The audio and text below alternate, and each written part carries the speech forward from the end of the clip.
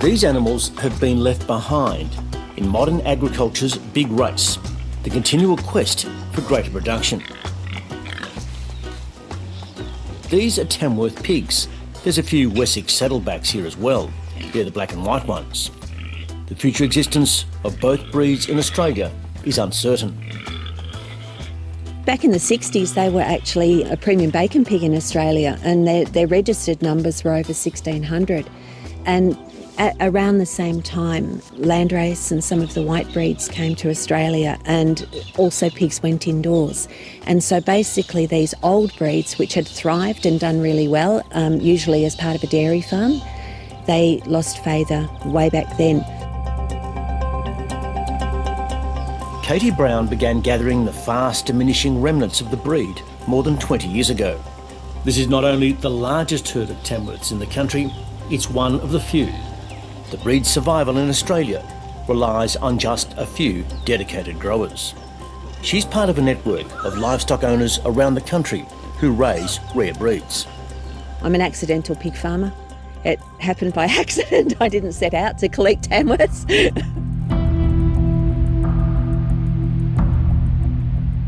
As an island, Australia is fortunately free of many livestock diseases that are endemic overseas, like African swine flu, which has killed untold pigs in countries such as China.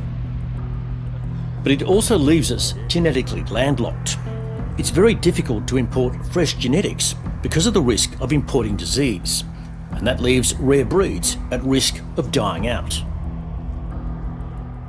We need to save the genetic material, because in the future these breeds might offer things that we're going to lose. Each breed has different traits and things that make them unique. They can graze, they have their babies outdoors, people want to see more animals kept in more natural ways, and the old breeds are all more thrifty and do this much better. But these pigs don't suit modern farming, namely large-scale, intensive indoor piggeries. And that's true of a wide range of rare livestock. You know, like a whole range of animals that all basically are for food production, fibre production, or to work a farm. Globally, there's a mind-boggling variety of livestock, about 1,000 breeds of cattle, roughly the same number of sheep, some 200 different horse breeds. But worldwide, the list is shrinking.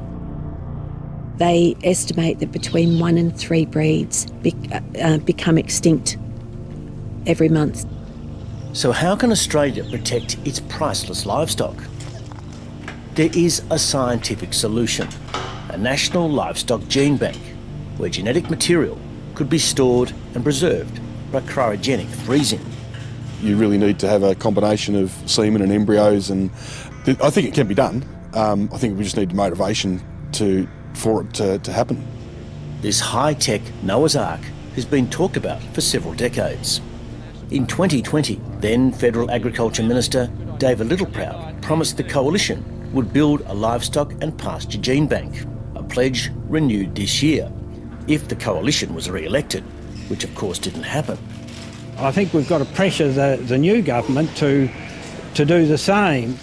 Suddenly, there's a new urgency.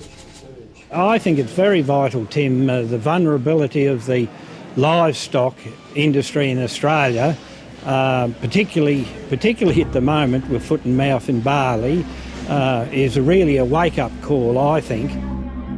It does get us thinking a little bit more acutely about what we should or could do to give ourselves a level of protection for the future. Foot and mouth disease and its devastating consequences has all livestock industries on high alert. Most at risk are rare breeds, few in number and with a limited gene pool. Globally, there's about 120 livestock gene banks. The USA, Germany and the Netherlands are just some of the countries with a national facility. I have been involved in a couple of the roundtable discussions, and I do genuinely get the impression that there's a strong level of support from industry to make it happen. But I guess, like any of these sorts of things, where is the funding? Who's going to supply the funding? Who's going to facilitate the event or the activity? The United Kingdom had an outbreak of foot and mouth disease in 2001. It led to the on-farm slaughter of 6 million cattle and sheep and highlighted how calamitous a fast-moving, deadly disease could be. The UK bolstered its gene bank in the aftermath. So a livestock gene bank is insurance against other scenarios as well. Natural disasters like bushfires and floods or climate change. Australia's geographic isolation also makes us unique in other ways. In Australia, one of the things that's most important is we are a nucleus of animals that are separated largely from the rest of the world. So if a disease does happen elsewhere in the world, our reservoir of genetics, especially for the rare breeds, here is very, very important. Katie Brown and other members of the Rare Breeds Trust hope a national gene bank would store the genetics of not only rare breeds, but of every type of domestic livestock. Cattle, sheep, horses, donkeys, pigs, camels, goats, poultry and waterfowl. And this is what a gene bank might look like. Genetics Australia at Camperdown in southwest Victoria is in the heart of dairy country. Naturally, most of the genetic material stored in these cryogenic tanks is for dairy cattle. We're running just over 250 bulls on licensed semen collection. We are the largest semen collection facility in Australia, producing over 1.1 million units of semen annually. Here you'll find semen from other livestock, including champion thoroughbreds from overseas, along with a range of embryos. The company sells genetics collected from its own elite animals and also collects and stores genetics for private livestock owners. It's big business. There's a burgeoning market here and abroad. The export part of our business is a really strong one. We would export to over 30 countries annually. And I guess particularly countries such as the South Americas have been really important countries for our business, as has the likes of South Africa. There's enough material here to breed, in theory, almost 3 million animals. All of it stored in a space the size of a double garage. The diversity of our livestock is clear at the Australian Sheep and Wool Show held annually in Bendigo, Victoria. The sheep pavilions have a wide array of popular breeds and some rare ones. There's at least a dozen breeds here known as heritage sheep. They all played a role in the foundation of Australia's sheep and wool industry. But since then, they've fallen out of popularity, and these days, their numbers are often really low.